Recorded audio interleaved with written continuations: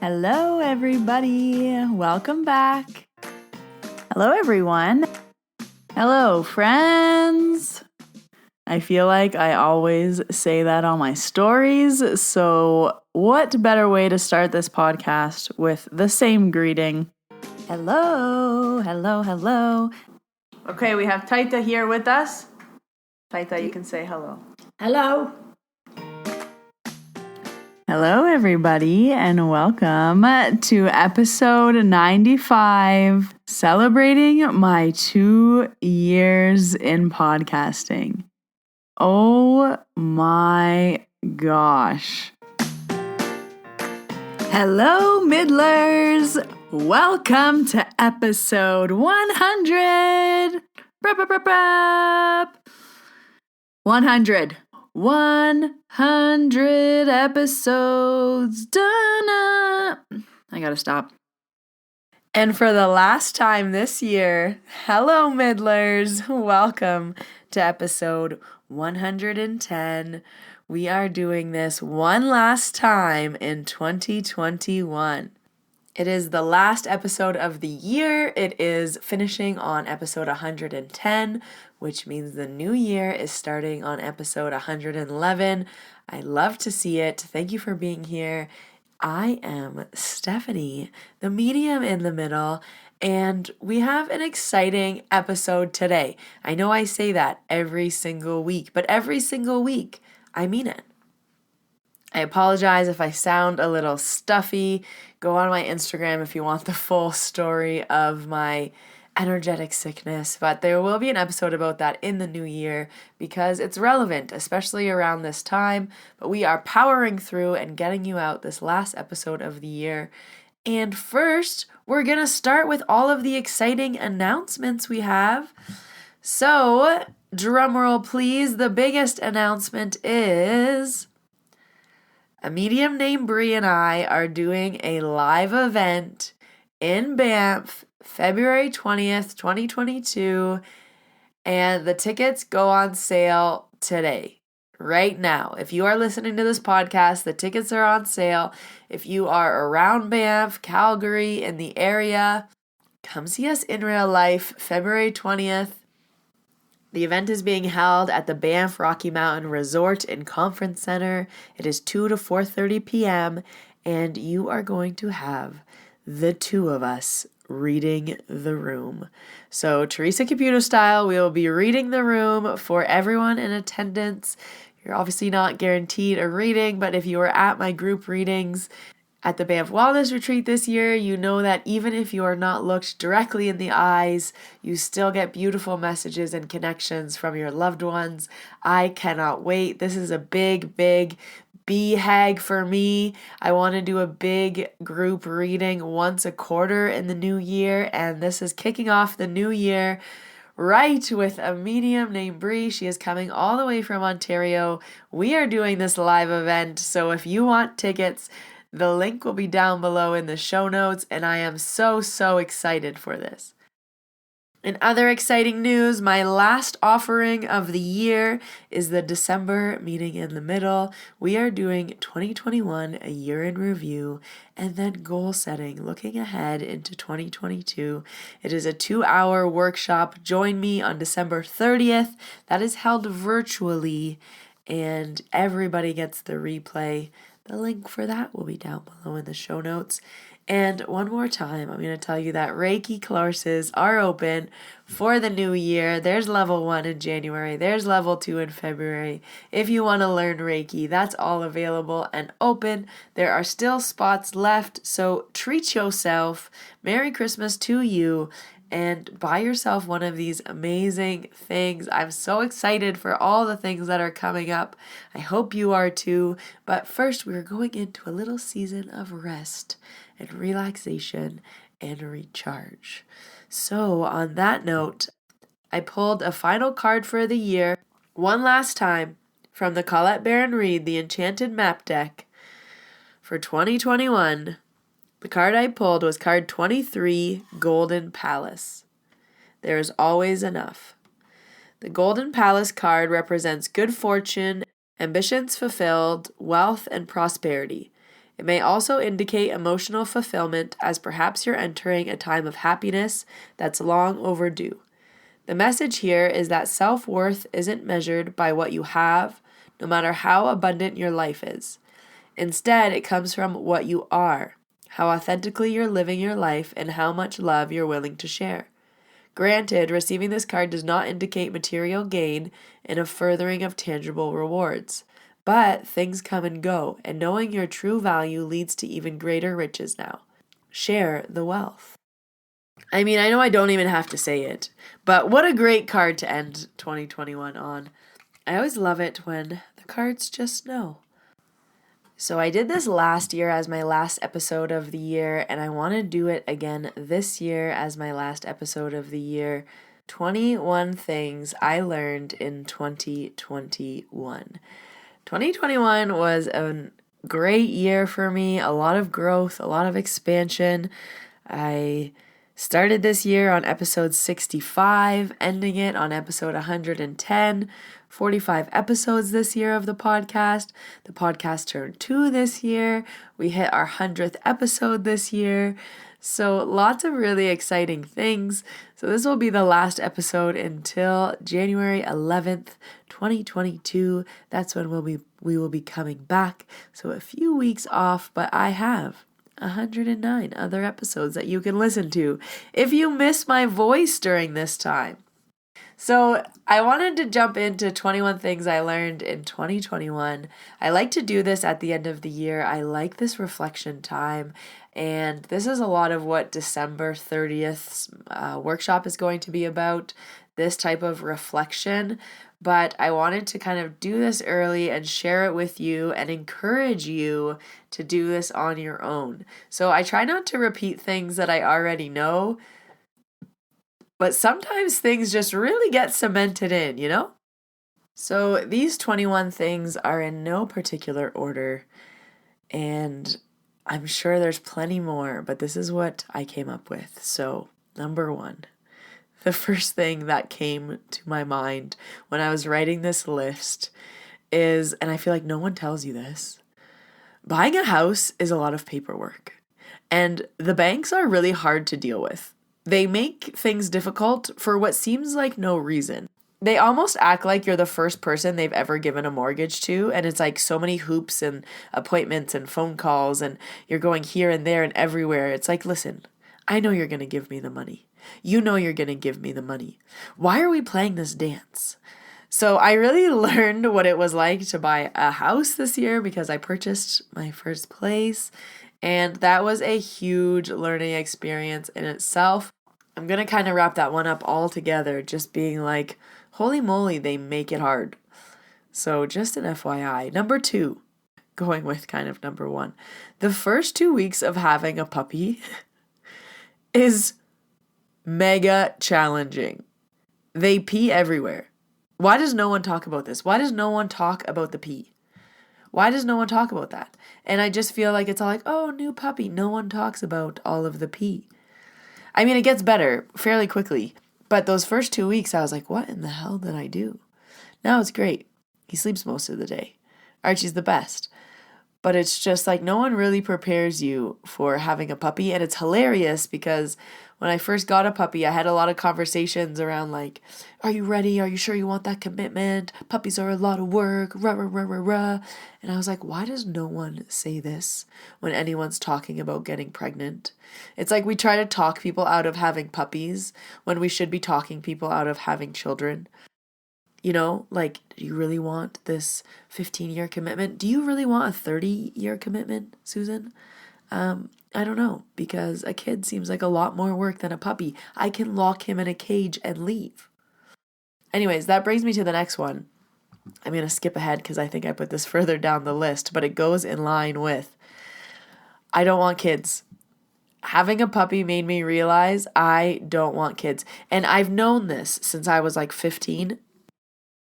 And I know I've talked about this on the podcast before, but for this year when I got the puppy, I like absolutely knew for sure that kids are just not for me. It's not in the cards. I have no patience for it. I'm not willing to expand for it. You can call me selfish. You can call me whatever you want. I am those things. That's fine.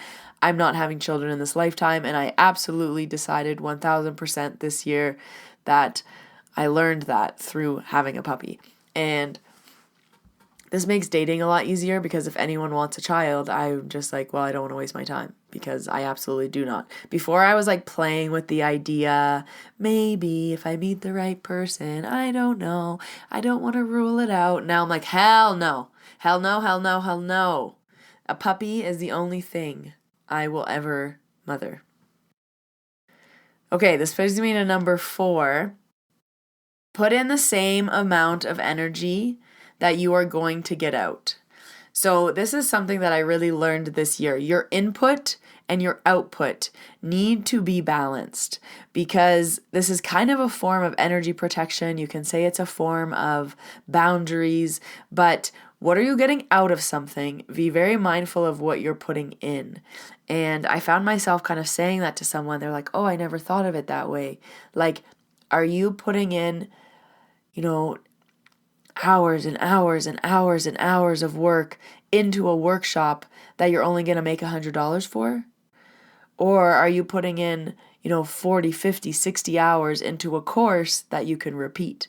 Just be very mindful of what you're inputting and outputting. And that's like a very tangible example, but that's for everything. Relationships, friendships, like your outfits, like everything. Just be very mindful that you're putting in the same amount of energy that you're getting out. And I really, really focused on that this year. I was like, what is my output here? Let me manage my expectations of my input for that. Number 5, quick and easy.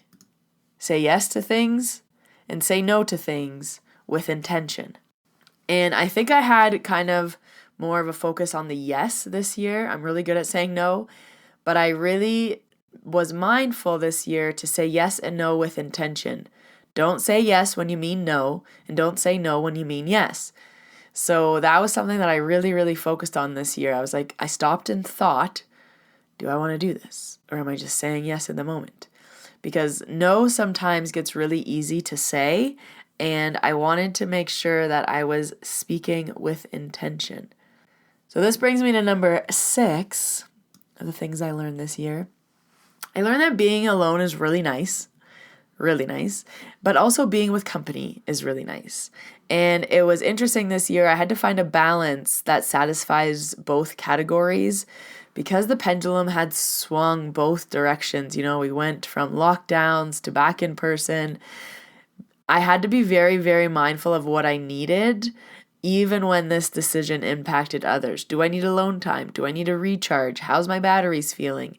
So kind of learning the balance of when I need to be around others and when I need to be alone, and then protecting that. That's kind of the hard part, right? It's like, no, I need alone time. I can't hang out with you for 5 days straight.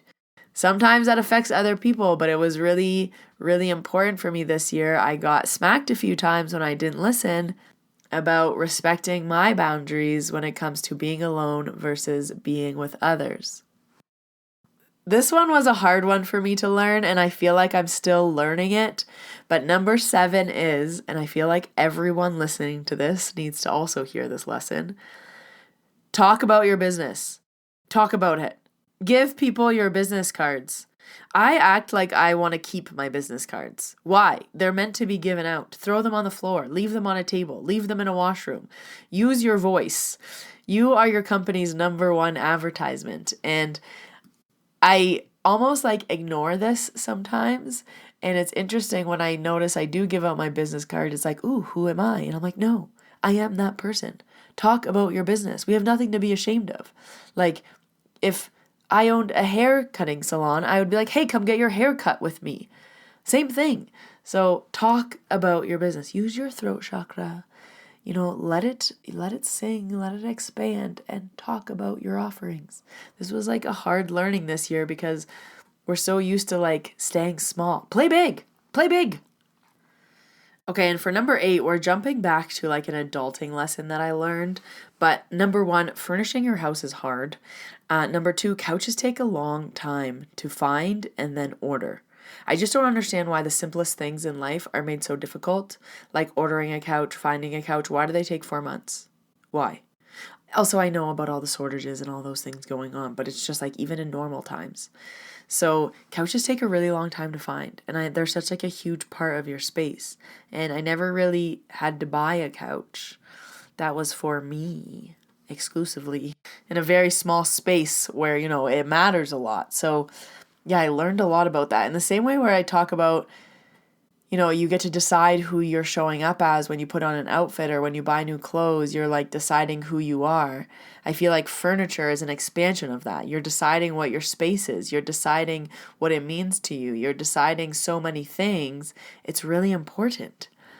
So yeah, I learned that this year when I had to do that for my own space. Number 9 reminded me that travel is important. It's important for self-growth, for self-discovery, for your sanity, and just a reminder to keep wandering and stay curious. A big lesson that I found this year with traveling, the little that I did, was that it felt very difficult and foreign because we hadn't done it in so long, and it seemed very easy to just stay where I am. And I need to remind myself like very frequently, it's okay to, step back outside the box. We've been so used to a certain way of living for 2 years. We need to remember that travel is important. And I think when that's taken away, you definitely understand the gift of it. So number 9 is that travel is important. Number 10, and I feel like I said this last year in regards to like trust the universe, but this is a little bit more specific.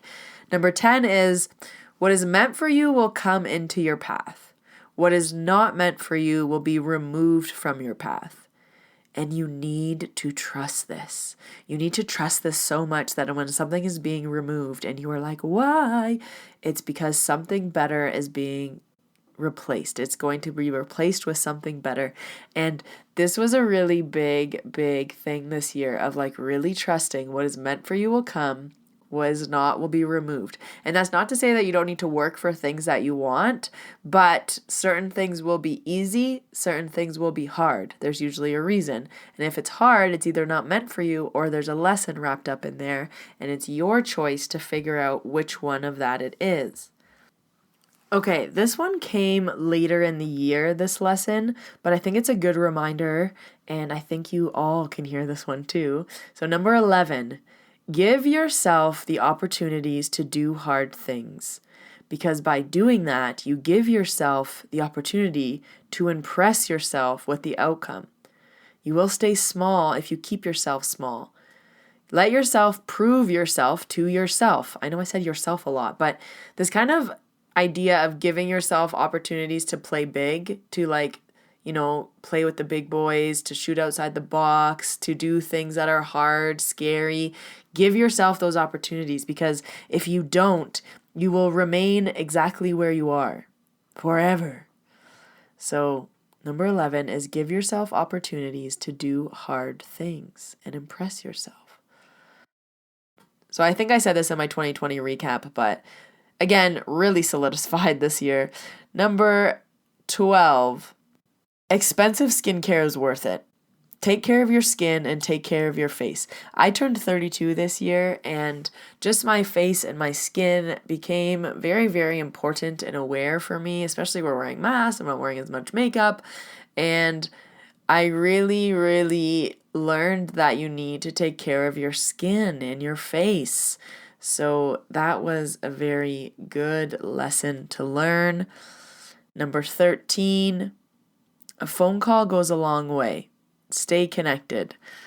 I live far from a lot of my family members. You guys know I call Taita every day, but it was really just this year that I think I learned the impact of staying connected. I think I understood how important those phone calls can be for other people when that's all they have. So just a reminder to pick up your phone and call someone. It's really personal. You can do it when you're doing the dishes, when you're cooking. I always do it when I'm doing something else. So I always feel like I'm kind of doing a double whammy. But yes, call someone. Number 14 is pay attention to the planets. They are probably affecting your mood, your life, and your energy. I knew this before, but this year I really started to be like, something's off, something's wrong. Where are the planets? Where are the moon? You guys always hear me joke, blame it on the moon, but for real, it answers a lot of your questions. It makes sense for a lot of your problems. So when in doubt, blame it on the moon. This was a really, really big one with a lockdown. Going outside can fix almost anything. Anything. And I know that's an extreme statement, but going outside, leaving your home, and we probably all need to hear this in December, can really fix a lot of things. Get outside, get some fresh air. It's going to make you feel better. It might clear your head. Go for a walk. Just go outside. It's going to make you feel better. My go-to now is to go outside. When something's wrong, go outside. When something's wrong, go outside. If I'm not feeling good, go outside. If I'm feeling off, go outside. And now I have a dog, so it's really helpful. It's like, well, take Archie on a walk till I feel better and then come back. So really learned the importance of Mother Nature. Again, I feel like when you have the pendulum swinging in both directions, it's hard to know. Number 16. Oof, this is a good one. Stop asking people for their opinion when you don't want it or when you don't need it. I find we do this a lot out of habit, and your intuition knows what to do. So I really learned, I think again in the second half of the year, when and where to ask people for their opinions. And I find that sometimes we just ask people for their opinions out of habit to make conversation, to not be awkward. But I really started closing my mouth a lot, because if I don't want your opinion, I'm not going to ask you for it. And if I don't need your opinion, I'm not going to ask you for it. And if you give me your opinion, I might sassily say, thank you for your opinion that I didn't ask for. Only if I'm feeling extra sassy. I've probably only done that twice this year. But it's just really interesting. I had a friend say this to me years ago, and I always remembered it. She said, are you asking for my opinion, or did you just need me to listen? And I was like, thank you for asking that question. I actually just needed whatever you needed. So I started to do that to my friends as well. I was like, am I just listening here, or do you want feedback?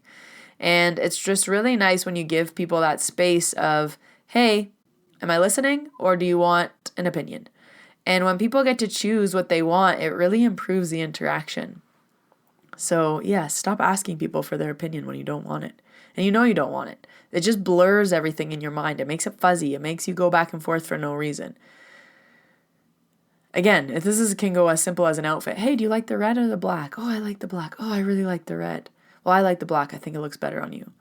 Don't go and wear the black. Wear the red. You like the red. Okay, number 17. Your word means a lot. It means a lot to you and to others. Be very integral with your word and hold yourself accountable. This kind of goes back to the say yes with intention, say no with intention.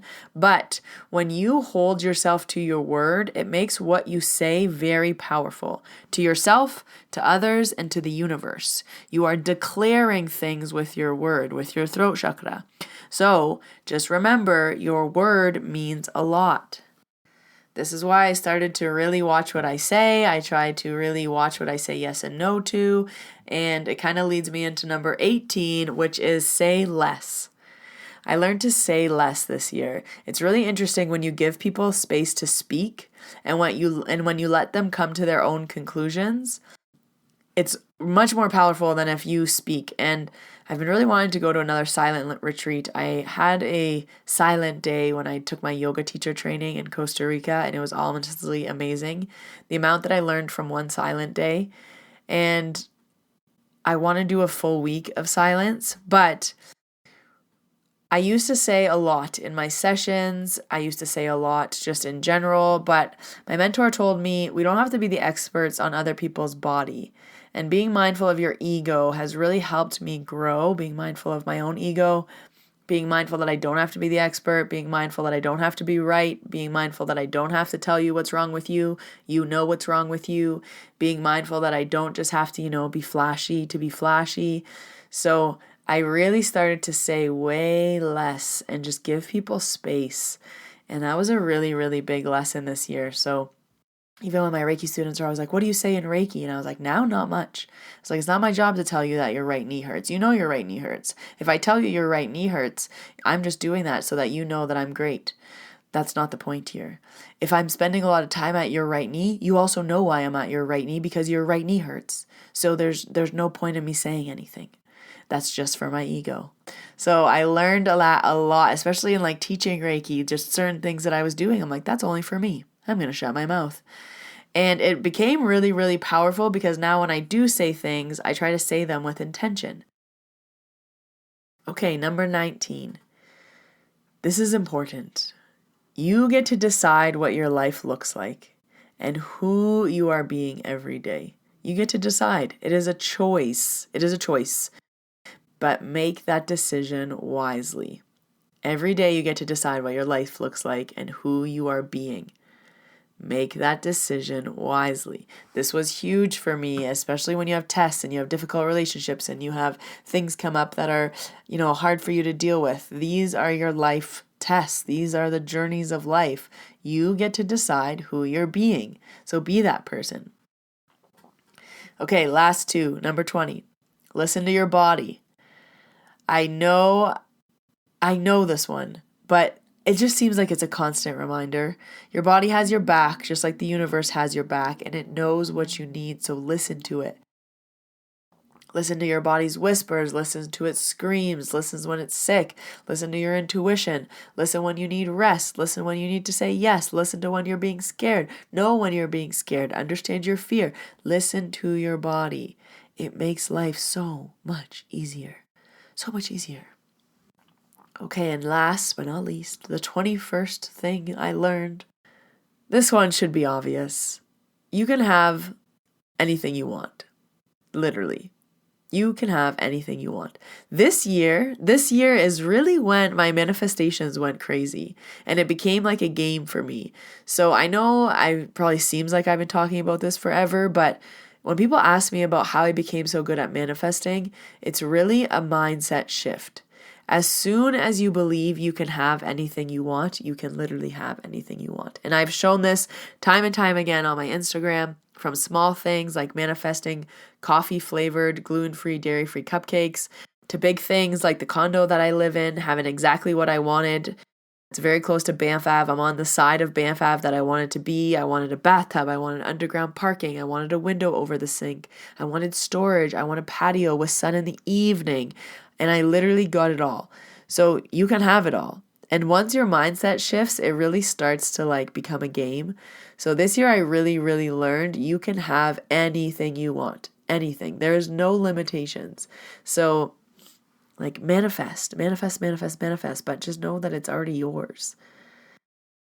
Yeah, that was a really good reflection. Going back over the 21 main things that I learned in 2021. I'm sure we could keep going on forever, but we are going to be doing a version of this on December 30th. Things that you learned in 2021, things that you're taking into 2022. Who do you want to be? Who do you want to become? What are your goals? So join me. It's going to be fun. If you don't already follow me on Instagram, follow @Medium in the Middle. It's a lot of fun over there. And I will still be active on Instagram until we are back. And if you are an iTunes user, I would love and appreciate a rating and a review. It really helps me out in the podcast world. So until next year, everybody, that is it. That is all. The Medium in the Middle is signing out from the Medium in the Middle HQ for the final time in 2021. I'm going to pack up my microphone and leave it there for a few weeks before I start recording next year's content. If you want to stay connected with me, all the links are down below in the show notes. If you want to book an appointment with me in the new year, all the links are down in the show notes for Distance Reiki, PSYCH-K, Akashic Records, a Reiki course, a meeting in the middle, for mediums in the mountains. If you want to come see us in real life, every link you need is in the show notes, my friends. But I'll be seeing you in your ears next year. Have a good one, everybody. Happy holidays. Get some rest. Bye.